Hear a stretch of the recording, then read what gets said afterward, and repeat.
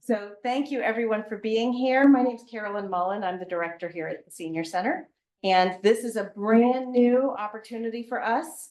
This is a concept that Alan Brunsman came up with himself to really highlight the innovations that we've had in Yellow Springs. It's been a pretty remarkable ride here over the last few hundred years. And I think much of what Alan's going to cover tonight is some of the most incredible stuff we can say came out of Yellow Springs. But there's more to cover. And on that vein, if you yourself are aware of somebody or something that we should cover, I would love to hear about it.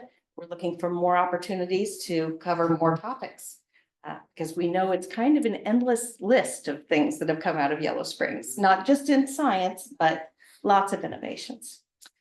Joining us on Zoom, which is being recorded, are two of Leland Clark's daughters, and another of his daughters is here, Becky. And I'm sure you'll hear more about that from Alan, who's got all of the info you could want. Well, and remember, this is actually a two-part. I need to clarify. We can't cover everything in one night.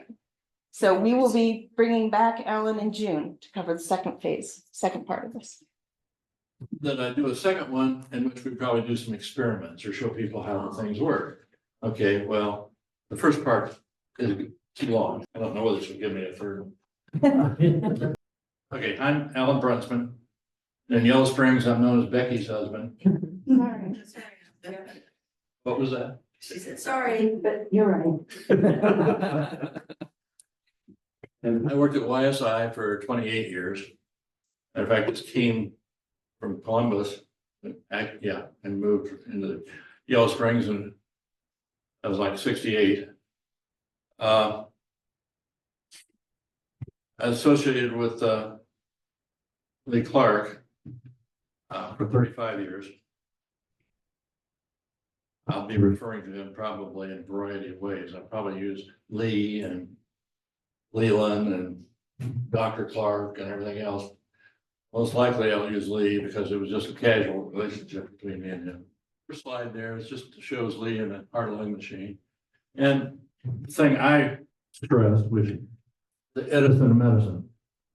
Father of fire sensor, something not, well, no, they strike it down, they get it down to the biosensor. And the biosensor was just basically half of his life, not the full life.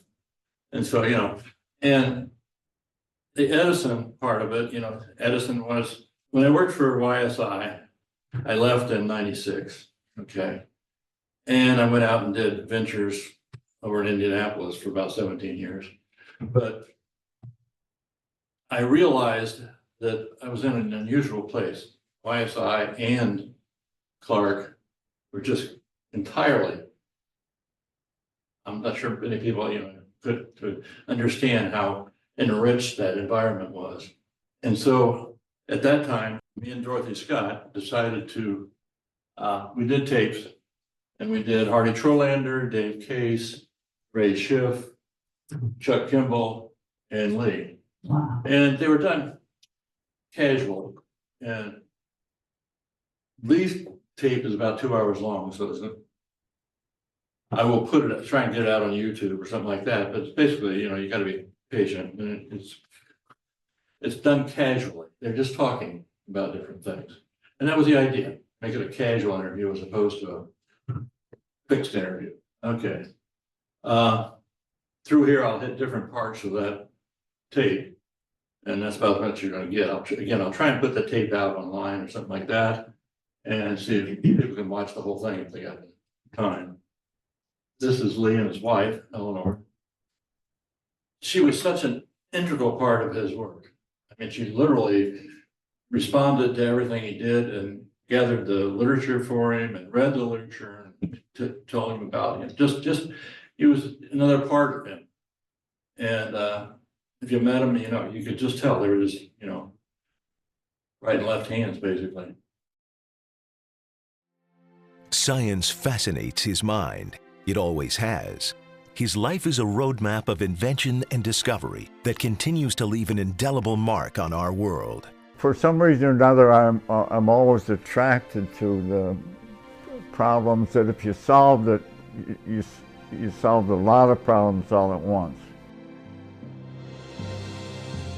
Dr. Leland C. Clark is the 2005 winner of one of the top 3 prizes in engineering in the world, the Fritz J. and Dolores H. Russ Prize. Fritz and Dolores Russ founded the Russ Prize in 1999 to honor those in the engineering profession whose work benefits humanity.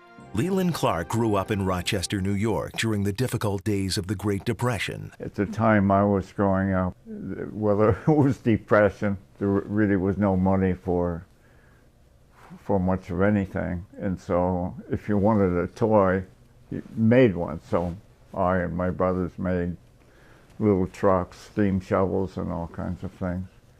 Dr. Clark attended the University of Rochester School of Medicine, planning on becoming a doctor. But in graduate school, his focus changed from medicine to research on the paradigm of a single idea.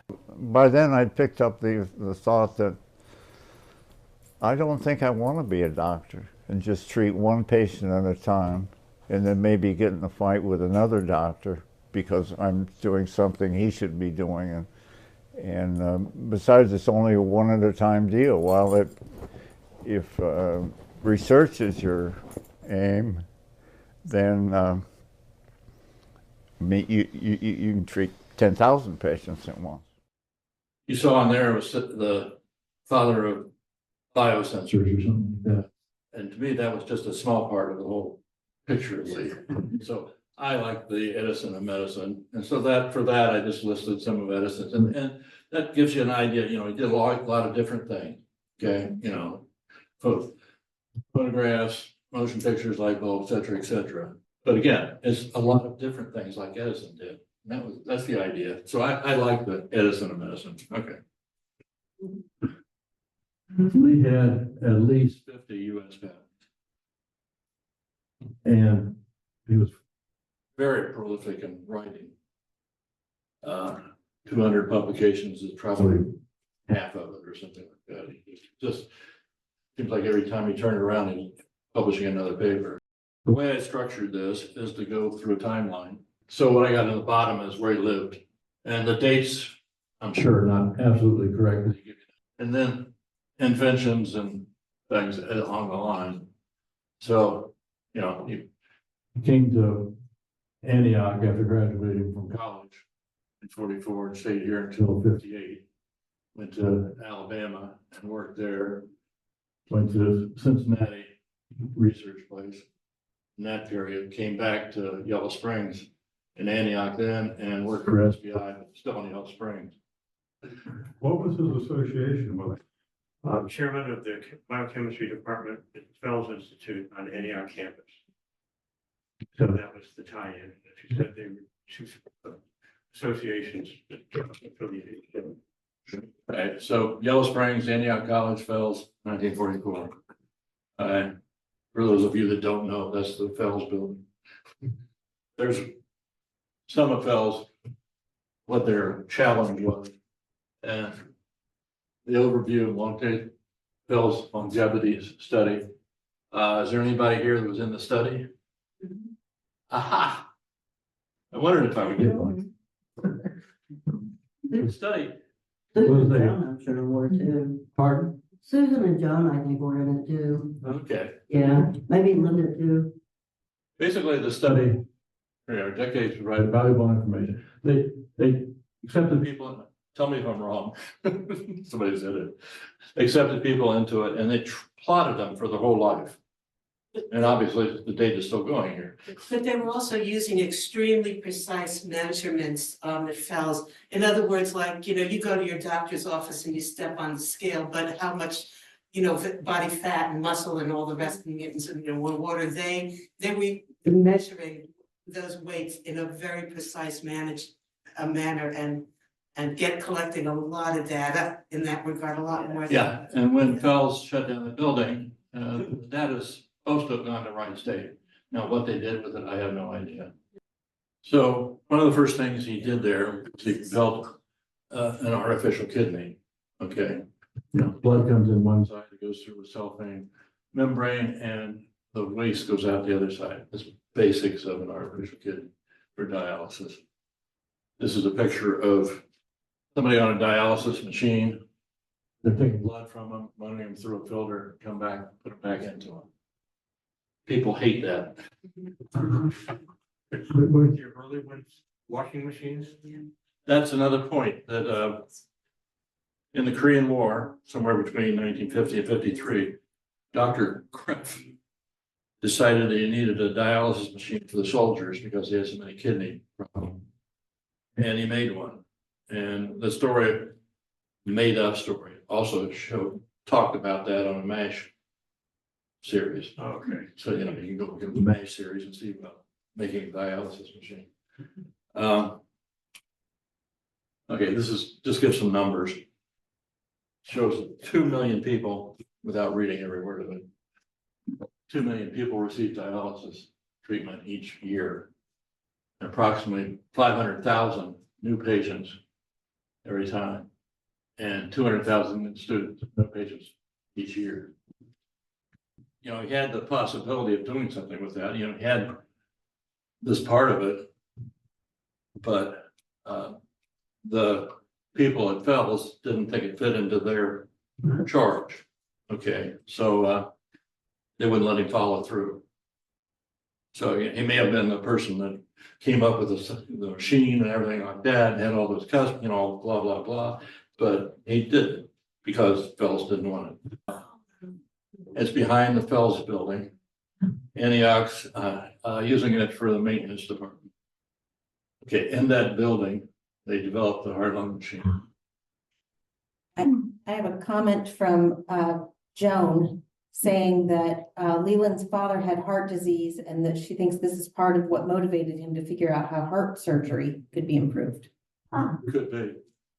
He did a lot of, for a variety of people, they would give him samples of animals, organs, and they wanted to use them for testing. And he had the assignment of keeping them alive. And so, you know, here he came to the realization, well, I can keep these things alive. Maybe I can keep a heart alive. So that was sort of the motivation for getting into it. In a heart lung machine, you got something to do oxygenation, something to do with circulation, something to do temperature control. They use it in cardiac surgery and emergency situations. Here's components. You have a pump, an oxygenator, heat exchanger, a reservoir, tubing. Right. The function of the oxygenator is obvious. Put oxygen in, CO2 out. Circulation, move the flow around, and temperature control. You're moving a person's body, blood around, and you have control of his temperature, basically. It has advantages for doing the surgery. Was a machinist at Fells. He was one of the 4 founders of Yellow Springs Instrument Company.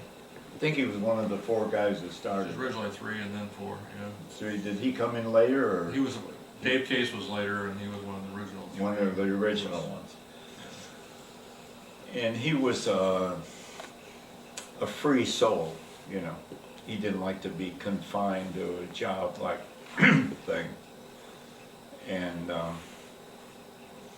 when it came time to make the heart lung machine, as you can see from this picture, there was a lot of metal work that had to be done. And I decided we'd make everything of a certain type of stainless steel, and he knew how to do that on the lathe. It's not easy. You take a piece of stainless steel rod that's certain kind of, that's what they make jail bars out of. You can take a hacksaw and saw all day and you won't even scratch it. But you know, on a lathe, if you get the settings right, you can just peel it down. So anyway, he was a good machinist. But he didn't want to work during the daytime. Because, you know, he wanted to be a free soul. So he'd work at night. So that was perfect for me, because I didn't do any work on the heart lung machine during Fells working hours, because they would have thrown me out the window and been broken glass everywhere. Made me pay for the window, probably. But so I could say, well, John, I don't know, it ought to be this big around, you know, and maybe we could have the valve of a wafer and like this. So he'd make it during the night. Usually it'd be on Thursday nights, then or Friday nights, and then I'd pick it up 6 in the morning or 7. He'd still be there, say, and maybe sometime just finishing it. and I'd take it in the car and go to Cincinnati, and that's where we tried out, so. I'm not sure how long that went on, but it was well over a year. That was just almost getting into a routine. And John was, and Dean Kimball would make the electronics part. And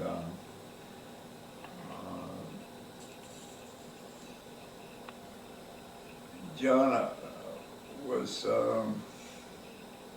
he only came down to Cincinnati with me once. To him, it was a place where this was going on with dogs and stuff. I don't think I could have gotten all the way there without a John Benedict, and there was only one John Benedict around that I knew of. It's very hard to get somebody to make things on a lathe.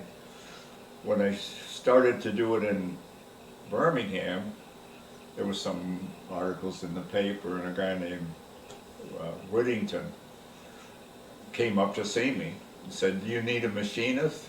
And I was wondering, oh God, what am I going to do? I came here with, about 2/3 of a machine. I said, "Do I need a machinist?" I said, "Do you have a lathe?" He said, "No, but there's but I know the guy that teaches the deaf and blind school, and they have a huge lathe there."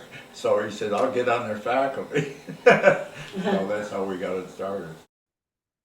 So if you're gonna build something like this, look at it. I mean, this is only the plumbing and oxygenator and so on and so forth.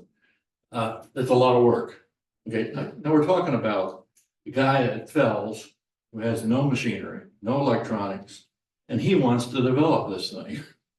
I mean, I've developed, I don't know how many, maybe 20 or 30 different things. And part of it, he talks about getting somebody into it, this John Benedict. Okay, I'm sure he didn't pay him a cent. So you got this guy's working with you, and it's just amazing that he could do this. I mean, it's just, what else can I say? This is a picture of the machine again. YSI thermometer there. Various oxygen cylinders. This is again operation. To qualify to use it on a human, they set up a criteria that they had to do 100 animals, perfect, with no problems in between. Joan is commenting also online. She said, before the invention of the heart-lung machine, open heart surgery could only be done on a functioning heart. Very Right. difficult, as you can imagine. So you can imagine trying to stitch up something or change a vein or something like that on something. It's bleeding. So that's criteria why it. This is a picture of a later model of the oxygenator. And you notice it's all glass. I think this is probably one they produced. I'll say when. Okay, what happens is blood comes in here and oxygen comes in here, and there's a porous disc, and it forms very small bubbles, and the bubbles go up through the blood, and then up here there's glass beads coated, and it's a defoaming agent, and it takes the bubbles out of the solution. Bubbles go out, the vinegar goes out the top, the blood comes back here and goes down. So that's a, there's the that's the debubbler. This is something I didn't know. YSI for 2 years produced a heart lung machine. It sold it. I had no idea they had a product. And I'm assuming it's the final model that Lee came up with. And it was, they bragged about it because you could sterilize it. And that was one of the attributes of that device, was that you can sterilize it. And you want to sterilize it between operation. And the bubbler is very efficient. Okay, manufacturers of heart lung machines, quite a few people manufacture. Did he patent it? No. No. Okay, this gives you an idea of how many surgeries, 200, 400,000 annually. And now, by the way, they're performed pretty much everywhere, even in community hospitals. It used to be you'd have to go to a big medical center. And certainly when spaces are big, you know, just getting there was a problem and so on, but nowadays it's pretty standard procedure. Yeah, even COVID, they used them for echo. And it's basically, you're doing the same thing, except you do it all external and the heart keeps going. So because your lungs are tied up with the COVID, you want to get still oxygen in the blood, so they use the machine to move oxygen into the blood. Another comment from Joan, she says one of the first applications was in mending heart defects in newborn babies, known as at that time as blue babies. Hundreds of these babies were saved using this machine. The first person, the first person that they operated on in Cincinnati was a fireman. And lung damage. yeah, absolutely. I've done more work earlier, actually. I've been going out to San Francisco and where John Severingham was with the CO2 electrode, and that was, I think, their first use in clinical setting. It was for 6 months, and that was fascinating. And I was very involved in that job, and it was to use in heart surgery and post-operatively. And I found myself within about 3 weeks being in the position of an 18-year-old who knew more about blood gas and the post-operative course than anybody in the world. And, you know, how to tell surgeons, look, this patient's gonna die if you don't do this or this. And then they started having to go all around the hospital because the physician was texts about the dying of the track for her years. And so I thought, well, 15 hours a day. That's politics of the yeah.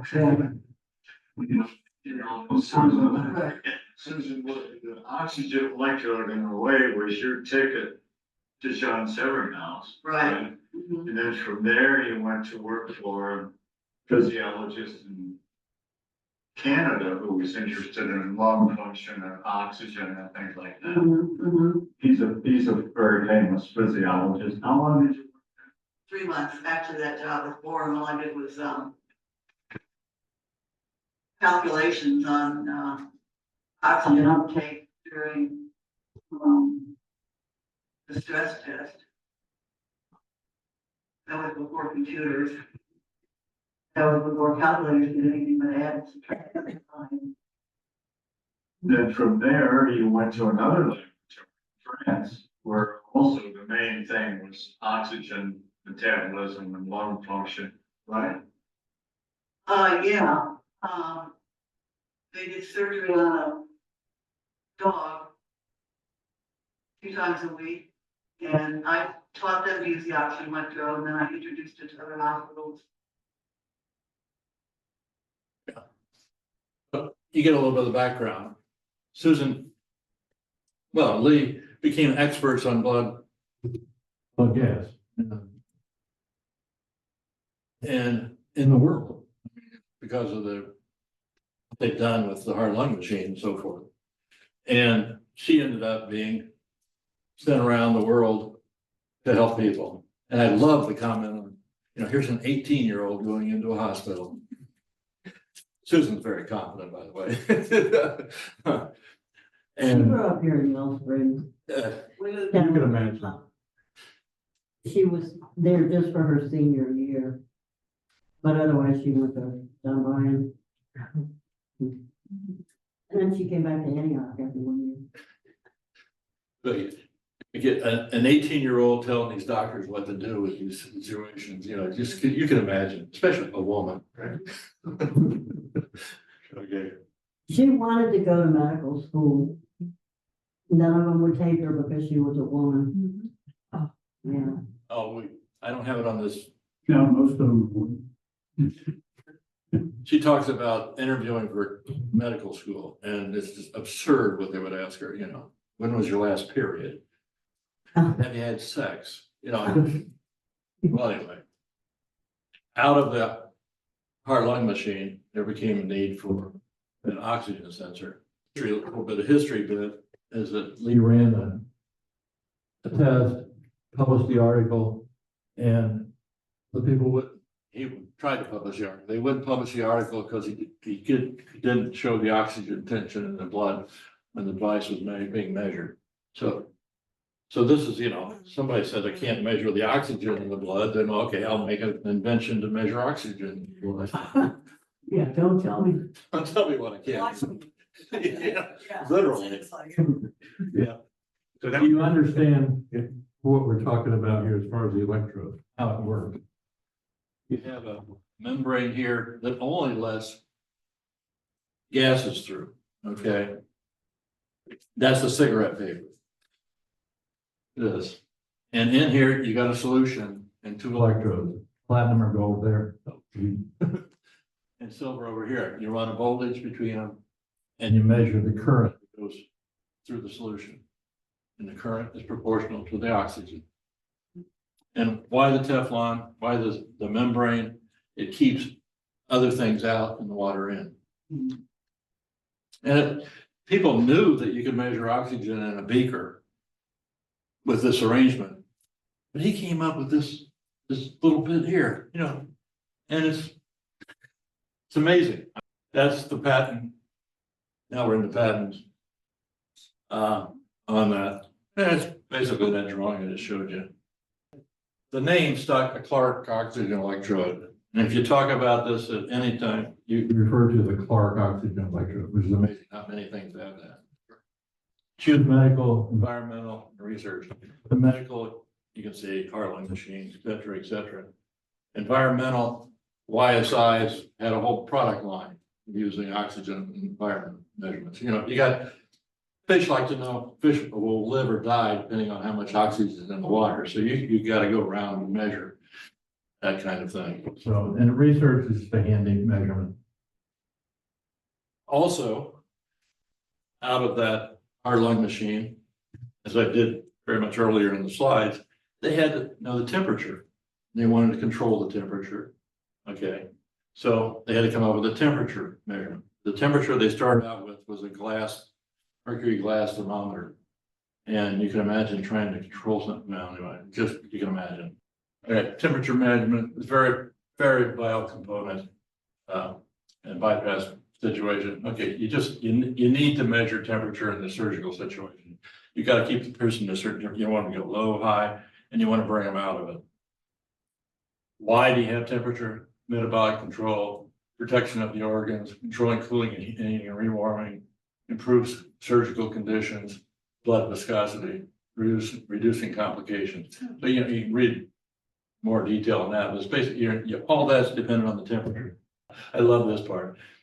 I have the video of Hardy, and he talks about first temperature probe. Hardy was involved in the heart lung machine, and he described it one way, and then on the video I have, Lee describes it another way.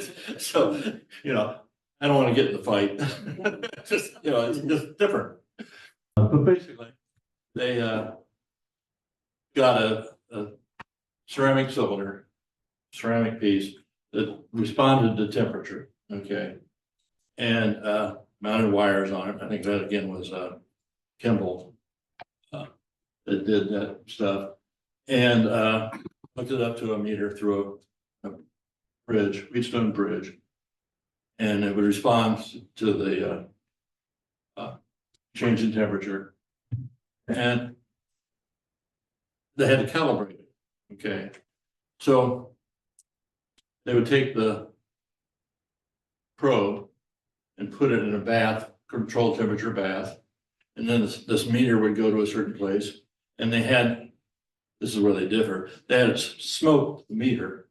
And they just, here it is at 98.6 and scratch the meter. Here's another temperature, scratch the meter. And that's how they controlled the temperature. And here's another shot of it. Basically, here's the ceramic piece, electrical contact connected to it, and epoxy over it. And YSI made those forever. And the way YSI calibrated them is they ground one of the sides so you can change the resistance by making it a smaller piece. And until they put it in a bath with one that they knew the characteristics of, and they ground it until it matched that one. And that was the way they did it. Yeah. And so, you know, this is another example of a skin probe. Matter of fact, I have a probe back there. Oh, yeah, grab it. Too bad. YSI's uses for the thermistors. YSI started producing and mass producing them, but again, they made a lot of money. YSI didn't follow through with the link machine. Why was that? YSI at the time when all this stuff was doing was probably, you know, 10, 20 people, you know. Okay, they did it for environmental monitoring, aquaculture, laboratory research, industrial applications, and heating and air conditioning, food safety, healthcare, metrology. What was the features? Accurate, predictable range, and durable. Another one of my tapes is on Ray Schiff, and Ray Schiff told stories about thermistors. Okay, and one of them was that he had an application where a person wanted one of them, and he was going to go around Africa measuring body temperatures of elephants. Okay, where do you put measure the body temperature of an elephant? Carefully. Yeah, that's one of the best answer. And also that they, as Rob was saying, they the space, every one of the astronauts ended up at the same measurement point. And they literally thought YSI was a pain in the ass. And I'll bet they're still using it. And I'll bet there's thermistors on the moon and on all space flights. It's just a handy device. Another measurement is blood gas. And for blood gas, you need at least three things. You need to measure oxygen. So you have the Clark oxygen electrode. You need CO2. Well, you heard John Severinghaus and a few of these things. Well, John Severinghaus was a very famous inventor. Okay, he invented a CO2 electrode. Maybe Rob can do the chemistry of it. Basically, they measure pH of a chemical that reacts with CO2 and it changes the pH. And it's very similar to the Clark electrode, but it's measuring pH instead of a current change. So what do you get out of it? They make a machine that takes these things and connects them together and gives you all, you know, these are the kind of readings you get. If you're measuring what's going on, you want to know what pH is because the cells react differently because you're trying to measure the amount of oxygen there. But this is a list of things you can measure with a blood gas machine. And I downloaded this list off an AI program, and it had lactose in there. But saying that the machines now do measure lactose. Okay. And if you watch these medical shows, they'll have, you know, somebody's in trouble. Oh, get his lactate. You know, that's another. Also, YSI invented that with Lee's help. It's a few of the things you can do with a blood gas instrument. How many of these are measured? How many times? 23 million blood gas are performed each year. Again, if you watch the medical shows, the guy comes in trouble, they get a blood gas. Matter of fact, there was a box that we found out in YSI, and it was the first of the prototype of the first blood gas instrument. I don't know whether it's still there or they threw it out or whatever it was. And YSI then had the opportunity, much like the heart lung machine, to produce blood gas instruments. And they looked at that, and it's a very complicated measure. You know, you've got oxygen, carbon dioxide, pH. You got a lot of standards for all this. People go to school for a long time to learn how to run these machines. So YSI, again, small company, didn't think they could handle it, so they didn't do it. Here's a list of people that make them. So back to this chart, he goes to Alabama. He brought the heart lung machines to make them. He was talking about in that thing where he had a machinist, found the machinist. Again, you make these things, you know. The guy joins this school so he can get to the lathe so they can make heart lung machines. When you're in the early stages of products, you do it any way you can. midnight hours and whatever. He also designed an operating room and recovery room for heart operations.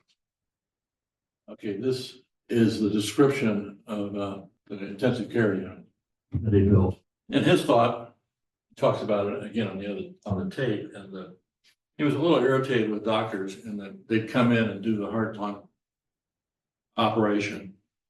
And you've probably been there. And when they got done, they'd say, "Oh, close it up and go home." You know, they didn't monitor the patient after that. No, the nurses can handle that. You know, everybody else can handle that. I've done my part.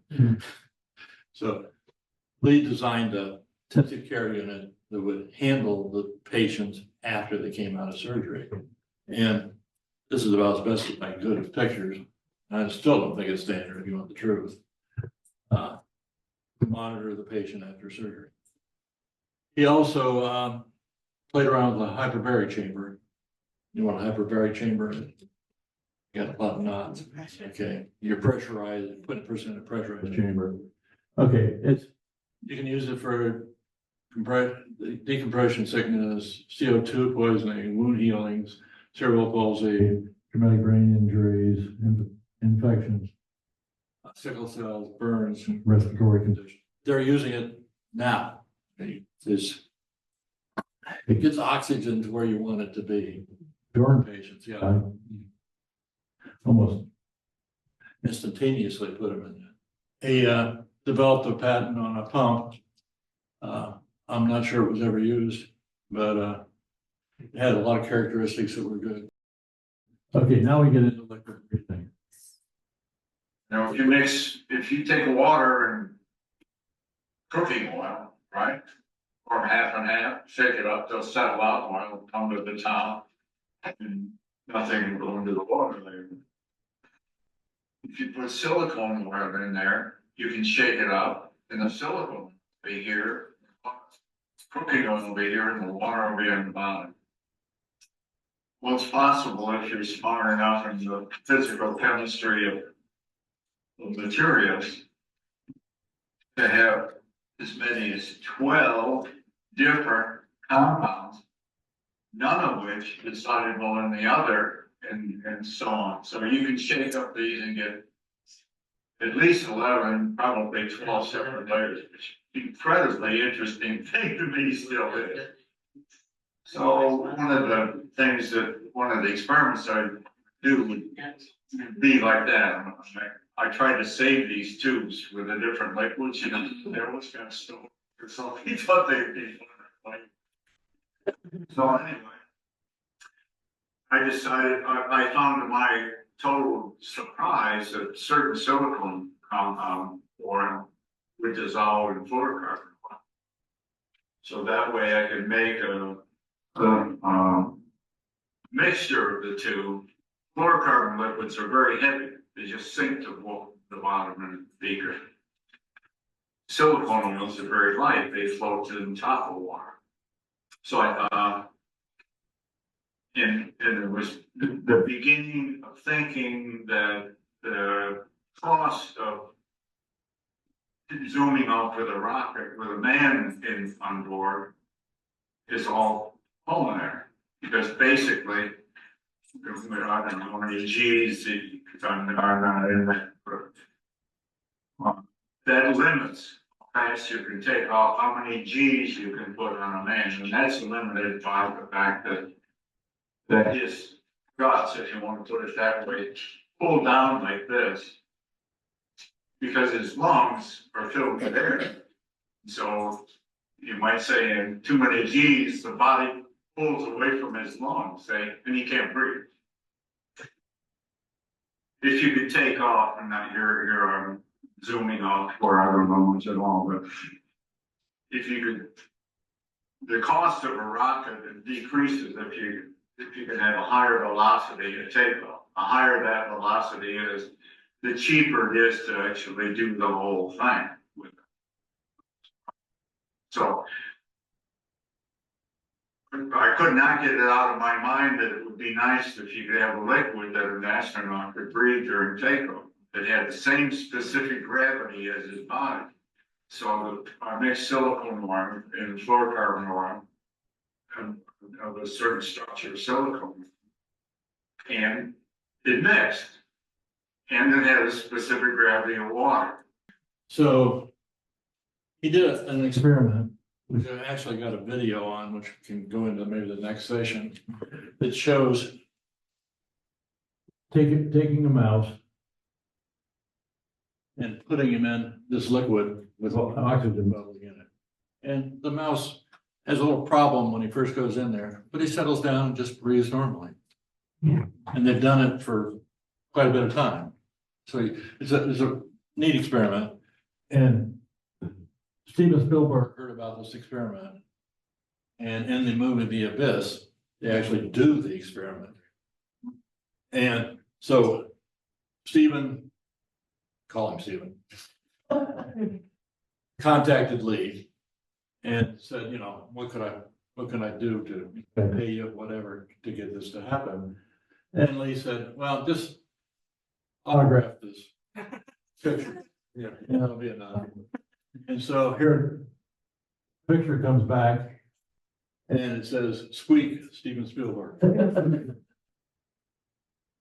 And the reason for the liquid breathing in the abyss was they had to go very deep. And like Lee was talking about crushing somebody with takeoff with cheese, the same problem if you're going very deep and you have a lot of force from the water, it'll crush you. But if you have your lungs filled with liquid, the same density as you, it has been done. No, it's just, I would think if it wasn't such a, you're going to do what to me? There's many uses for this, you know, neonatal medicine for babies, you know, newborns, their lungs tend to stick together. And so you use it to cure that, critical care medicine, acute respiratory failure, emergency and rescue. I was watching the show the other day and they're talking about a person that drowned. They're getting him out of the water. You know, well, you know, if you had liquid there, you know, you could just pump it in and force the water out and supply oxygen at the same time. And that would probably save people pretty fast. And Lee also claimed that the particles used in this medicine was much smaller than the red blood cell. And it'll go places that red blood cells won't go. And so, for example, in COVID, you could pump it in, it would help mucus coming out and go in there and supply oxygen. I sent a letter to the governor, I sent a letter to all kinds of people and never got a response, of course. Who am I? But I think they could have saved a lot of people. The other thing he came up with was artificial blood and started to work on that. And this is not what it looks like. In 1960 in Alabama and continued to work until his death. He joined SBI. And part of the trick with it is that you put the fluorocarbon liquid into this saline solution. And to get it in, you use it similar to how they make milk. Get rid of the butter fat on top. They run through an emulsifier. Okay. It's basically forcing it through a small hole, as I recall. That's right. It was one in the Kettering building, you couldn't figure out what to do. And when you do that, it makes very small particles like we were talking about. And it stays in the liquid, much like butter stays in the milk. You get a constant solution. And it looks like milk. Some of the things that you talked about in the mouse experiments is when you do that with the mice, you're not doing blood, but you get them breathing the liquid. They have pink eyes to start with, but as they get this liquid, which doesn't have color to it, their eyes turn clear. And their skin, you know, just, okay. It doesn't have type. And it stores at room temperature. So yeah, talk about battlefield conditions. You know, people, the first thing they give you is an IV of saline, basically. All that's doing is adding volume to it. It's not supplying anything that'll keep you alive. You really need something to carry oxygen. That's the first thing you're going to need. And so, you know, that's what this would be great for. Again, a battlefield situation, everybody could carry one. It's non-tight and storable. Yeah. Oh, well.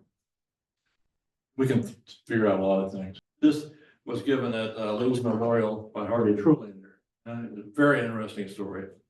1970, Lee and Fred Hooven and me, Harvey Trulander. He was invited, Lee Clark invited him to his house for a demonstration. And what he did is take two beakers. One with just sugar water in it, and the other was an enzyme. Okay, so he's got glucose oxidase with an enzyme, and a beaker with sugar in it, and two wires in that beaker. So he's sitting here, and he pours the glucose oxidase into that beaker, and he gets a reading. It's a simple experiment, but that started the whole enzyme probe biosensor. Fred Hooven helped start YSI. He was an Antioch student.